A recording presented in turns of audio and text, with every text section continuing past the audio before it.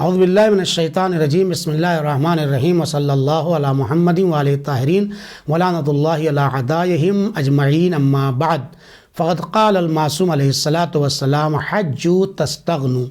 گزشتہ کلپ میں آپ حضرات کی خدمت میں بعض آثار دنیاوی یعنی دنیاوی آثار جو قرآن کریم نے حاجیوں کے لیے بیان کیے تھے عرض کیا تھا، اور آج آپ کی خدمت میں روایات میں جو آثار دنیاوی حج کے بیان کیے گئے ہیں وہ بیان کرنا چاہتے ہیں۔ پہلا فائدہ اور اثر حج کا روایات میں جو بیان کیا گیا انسان پر پڑے گا وہ یہ ہے کہ اقتصادی لحاظ سے، فائنینشلی لحاظ سے اور کلچر کے لحاظ سے انسان مضبوط ہوگا، چونکہ مختلف ممالک سے آئے ہوئے انسانوں سے ملاقات کرتا ہے اور ان سے فائدہ اٹھا سکتا ہے۔ امام علیہ الصلوۃ والسلام نے فرمایا ہے لیس علیکم، یعنی اس آیت کی تفسیر میں لیس علیکم جناح ان تبتغوا فضلا من ربکم، تمہارے اوپر کوئی گناہ نہیں ہے کہ جب تم مناسک حج کو انجام دے لو تو اللہ کے فضل کی تلاش میں نکل پڑو۔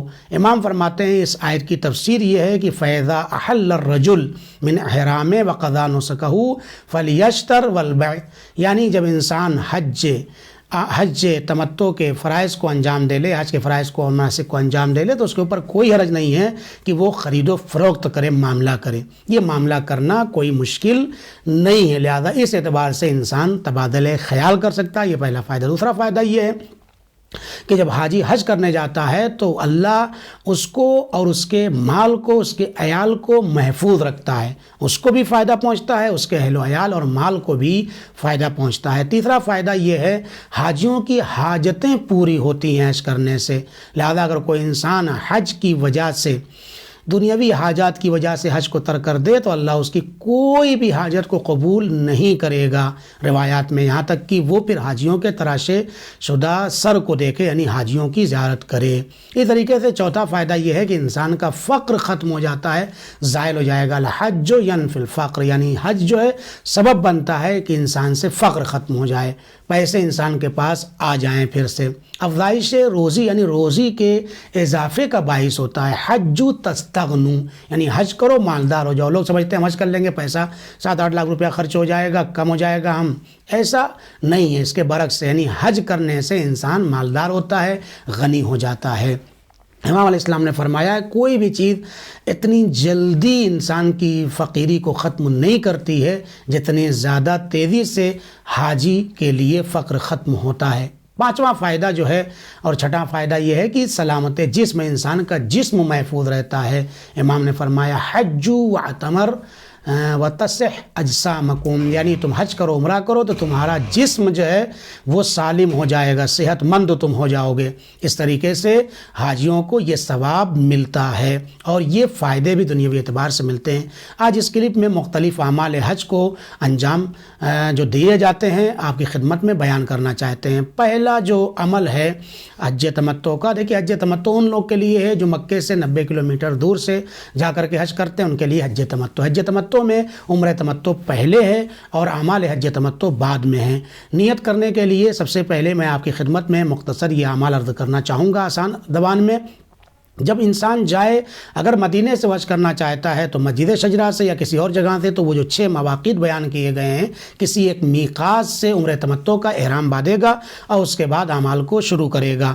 پہلا عمل احرام باندھنا ہے، لہذا فرض یہ اگر مدینے سے ہم جا رہے ہیں تو جا کے مسجد شجرہ میں ہم احرام باندھیں گے۔ احرام میں ایک ہی مرد کے لیے لباس احرام پہننا واجب ہے، اور جب لباس احرام پہن لے گا تو نیت کرے گا کہ میں عمرہ تمتع کا یہ احرام باندھتا ہوں، واجب قربتاً اللہ، محرم ہوتا ہوں میں واجب قربتاً اللہ، اور احرام باندھنے کے بعد تلبیہ پڑھے گا۔ تو نیت، احرام اور تلبیہ یہ 3 عمل ہے، یہاں پر انسان محرم ہو جائے گا نیت اور تلبیہ کے بعد۔ جب وہ محرم ہو گیا تو اس کے اوپر 24 چیزیں حرام ہو جاتی ہیں اور یہاں سے عمل شروع ہو جاتا ہے۔ یہ حج تمتع میں عمرہ تمتع کا پہلا عمل تھا۔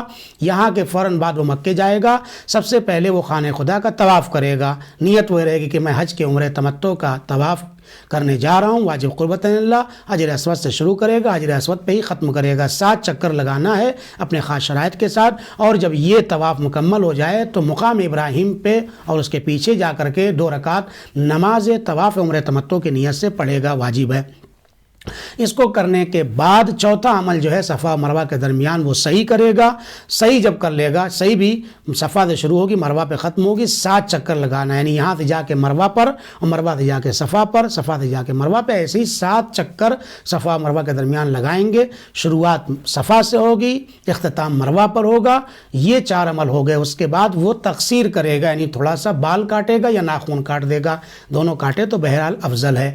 اس طریقے سے یہ 5 عمل عمرہ تمتع کے یہاں پہ ختم ہو جاتے ہیں.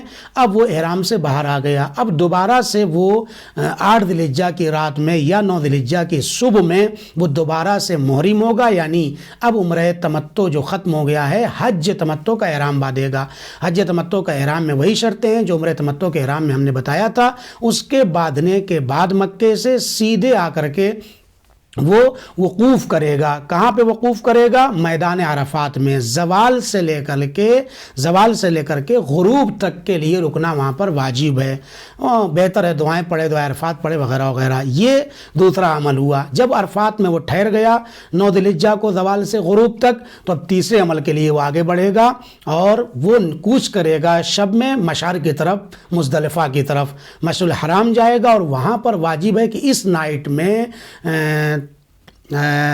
طلوع آفتاب تک، یعنی جب تک دن کا سورج نکل نہ آئے 10ویں تاریخ کا، 10ویں ذی الحجہ کا، تب تک وہاں رہنا ضروری ہے. لیکن افضل اور جو اہم وقت ہے اس کا، جس میں واجب ہی واجب ہے، وہ ہے طلوع فجر صادق سے طلوع آفتاب تک وہاں یقینی طور پر رہنا ضروری ہے. یہ عمل ہو گیا. اور اس کے بعد جو ہے 10ویں ذی الحجہ کو 3 عمل انجام دینا ہے.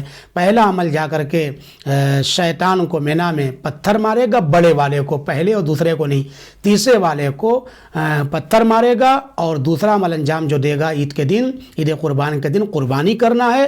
اور تیسرا عمل جو اس دن حلق کرنا ہے، یعنی بال کو موڑے گا یا تقصیر کرے گا. پورا سر مڈائے گا تو حلق ہے، اور اگر تھوڑا سا بال کاٹے گا تو یہ تقصیر ہے، اگر ناخن کاٹے گا تو تقصیر ہے. یہ 3 عمل انجام دے گا عید کے دن. پھر جو نائٹ آئے گی، نائٹ آنے سے پہلے 2 عمل اور انجام دینا ہے کسی وقت بھی. وہ یہ ہے کہ طواف دوبارہ کرنا ہے. طواف النساء، حج تمتع کا طواف النساء جو ہے وہ اس کی نیت سے 7 بار پھر طواف کرے گا، جیسے عمرہ تمتع میں کیا تھا. اور پھر ویسے ہی 7 چکر لگانے کے بعد، طواف مکمل کرنے کے بعد نماز طواف پڑھے گا مقام ابراہیم کے پیچھے. اور یہ 2 عمل انجام دینے کے بعد پھر وہ جو ہے وہ تیسرا، یعنی اس کے بعد والا جو عمل انجام دے گا وہ یہ ہے کہ رات جو آئے گی وہ جا کر کے قیام کرے گا، یعنی ٹھہرے گا مینا میں، یعنی شب 11.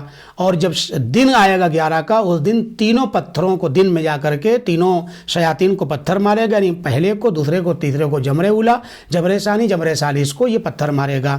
اس طریقے سے جو 12 کی نائٹ آئے گی، شب 12، 11 کا دن جو گزرے گا، اس نائٹ میں بھی جا کر کے پوری رات مینا میں بیتوتا کرے گا. اور 12 کا جب دن آئے گا تو اس دن بھی جا کر کے تینوں شیاطین کو اس کے خاص شرائط کے ساتھ پتھر مارے گا.